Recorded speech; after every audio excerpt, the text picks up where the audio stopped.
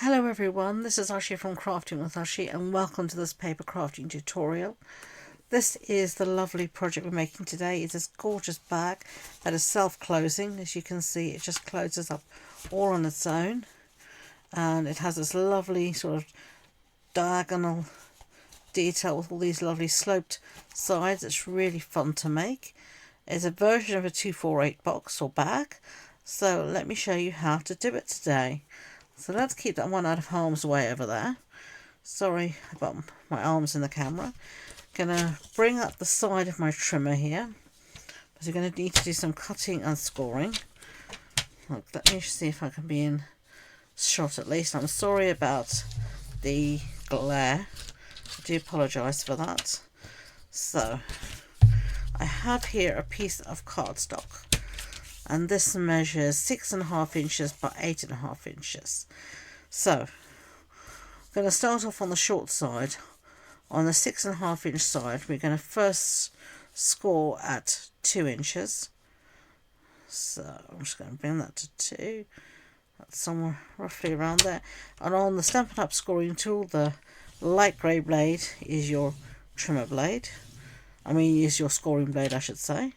So on the one side, I'm going to score at 2 inches. I'm going to flip it around 180 degrees, and I'm going to score at 1/2 inch. So I'm going to do it at the side. It's easier on the side of the trimmer.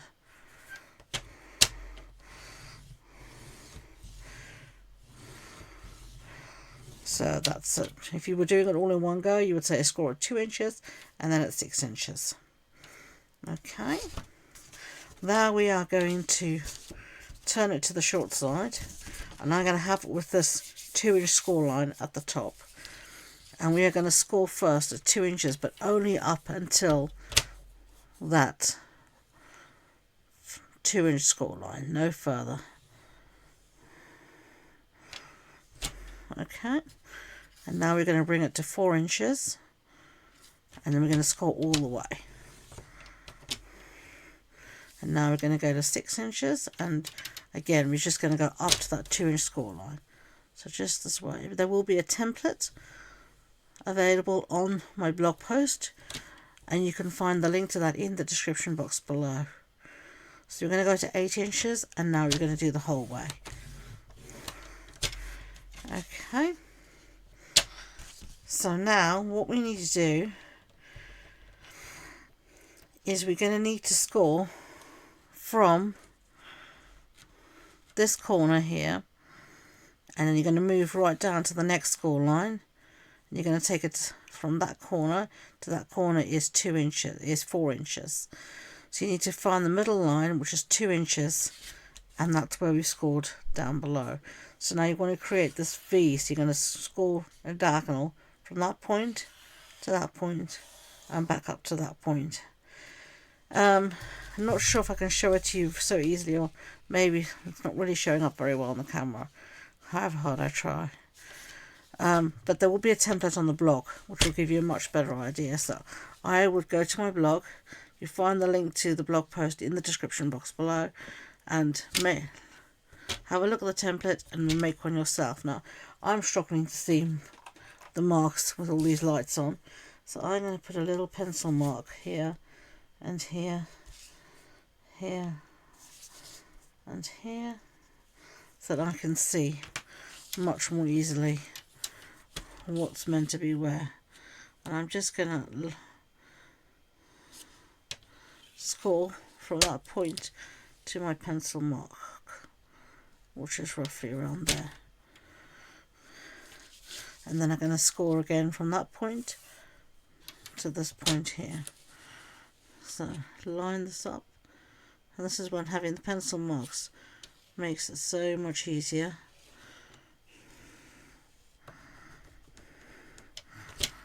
There we go. And then we're going to do the same again for the next piece. Line up those pencil marks.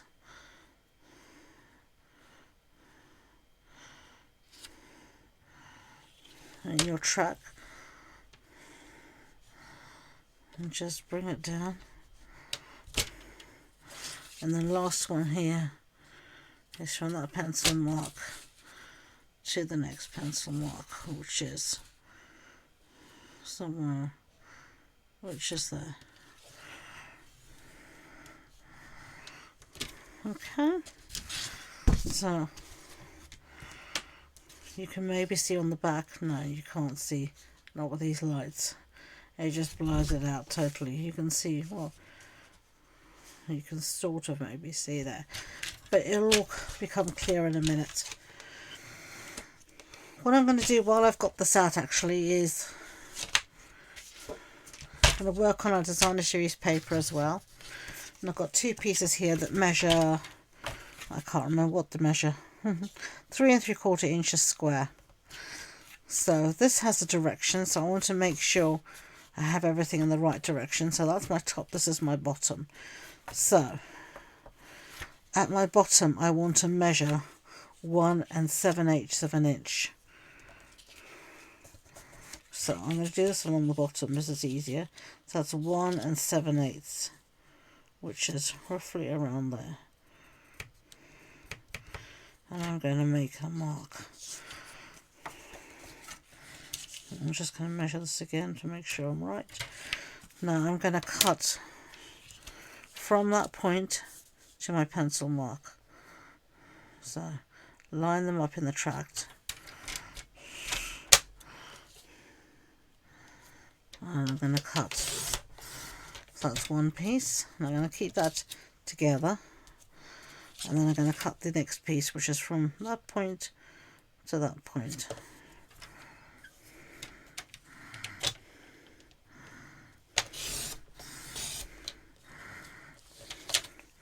And those give us our 3 pieces. So now we can get rid of the trimmer.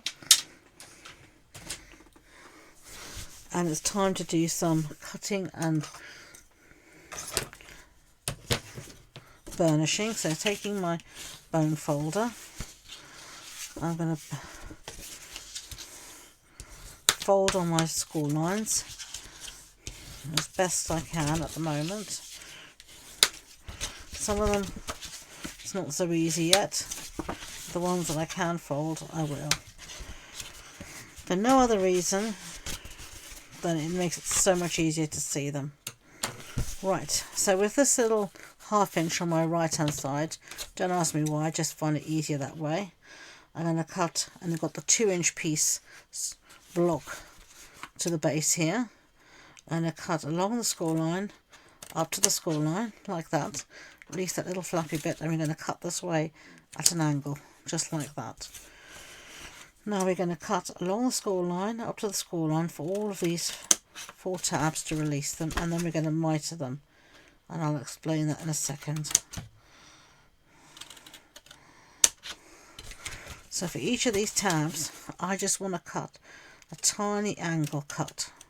Do you see? Just like that. And then the same there.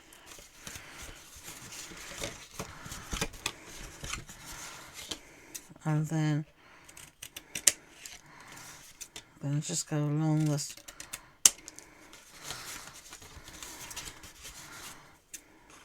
whole piece for all 4 tabs. And the reason we do this is if you're cutting and scoring, hasn't been totally accurate, and let's face it, quite often none of us are that absolute perfect. This will ensure everything will still fit together beautifully without any problems whatsoever. Okay, so now we can fold on these diagonal score lines. It's much easier now, and I'm going to fold these both ways to really get a good fold going. So I'm going to fold one way and then fold it the other way, and using the bone folder to get a really crisp fold. Bone folder is one of those invaluable tools in your craft box. It's quite often overlooked, but it is one of those essential tools that I would always recommend if you have a decent bone folder. Okay, so now we've got everything folded on all of our score lines. Let's start to put down our designer series paper. I'm going to bring it in here, and I'm just going to fit it in to check everything's okay before I do anything else.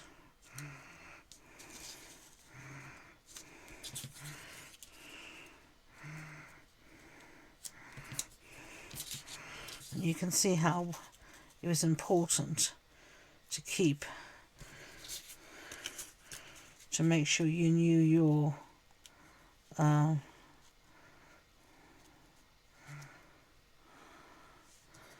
direction. Okay, so everything is glued down. So now we're ready to make our bag. So I'm going to put glue on this piece here, this little 1/2 inch tab at the end here, and I'm going to bring this piece over, and we just want to fold them together. So let's fold this little tab in, fold that down, and they should match up fine. And this is what creates this beautiful. So now we're going to do our base, and I'm going to just add some glue as we go along, and then I'll just put some glue down all over. I'm going to fold in one, then the other. And what I am going to do is, I can see sometimes if your scoring is not exact, you can have so I'm going to chop off just a tiny piece off each piece like that, just so my box will fit nicely together. And then I'm going to come in with the last bit of glue here, put plenty of it down. I'm going to cover all of that up, and then to get that to really stick, I'm going to open the bag here, and I'm going to go in with my bone folder and get into all the nooks and crannies and get it to stick. And there you can see our little bag. Isn't that cute? So that's set aside to dry for now. And we're going to do a little bit of stamping. So I'm going to get in a piece of basic white. Here will be fine. And I'm going to be using this stamp here, which is called Encircled with Love. And I'm trying to decide which sentiment I want. I think I'm going to do Happy Birthday Wishes. So I'm going to get a block and put that down there. Put it the right way on the block is always useful. And then ink that up with Memento Tuxedo Black. Down. Hold it in place. Lovely. Close that up. And put that to the side. Now we're going to punch this out. I've got a few punches here. I'm going to use this one for this one. This is the 1 7/8 punch. So I'm just going to put this in here, and this gives it a little white border, which is perfect. And you always punch from the back so you can see what you're doing. Okay. And then I want to mat this on something, so I'm going to get, let's see what I'm going to use. I think I'm going to use some, let's have a look what scraps I've got up here. I think I'm going to use here some of this Mossy Meadow, because it is part of the colour in the background. And this is just the 2-inch punch.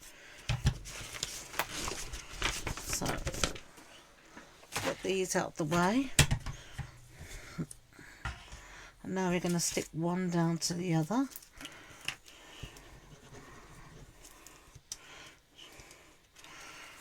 Okay, and we're just going to have this tiny little border around the edge, which I really like. Okay, and then you could pop this up on dimensionals. I don't have any big dimensionals up here. I've run out and forgot to bring up anything, so small ones will have to do. and they will be fine. I'd normally put more on. I'll maybe add more later when I can get the big ones, but for now these small ones will be fine. And I'm going to just put that on the front there. It says happy birthday wishes. So cute. And then I've got some ribbon here. I'm going to try and make a little bow, and this is the Darling Duckling ribbon. And let's see if I can make a little bow. I'm not the best at making bows, I'm telling you now. They don't always like me and come out the best, but some people just have that knack, you know, some of us don't. And that's okay, we're all good at different things, and that will do me fine for now. Okay, and some glue dots. Just trying to make it look half decent. Okay, and some glue dots. I'm just going to use a couple on the back here. And I'm going to just put this down here. And then maybe, let's have a look what embellishments I've got here with me. I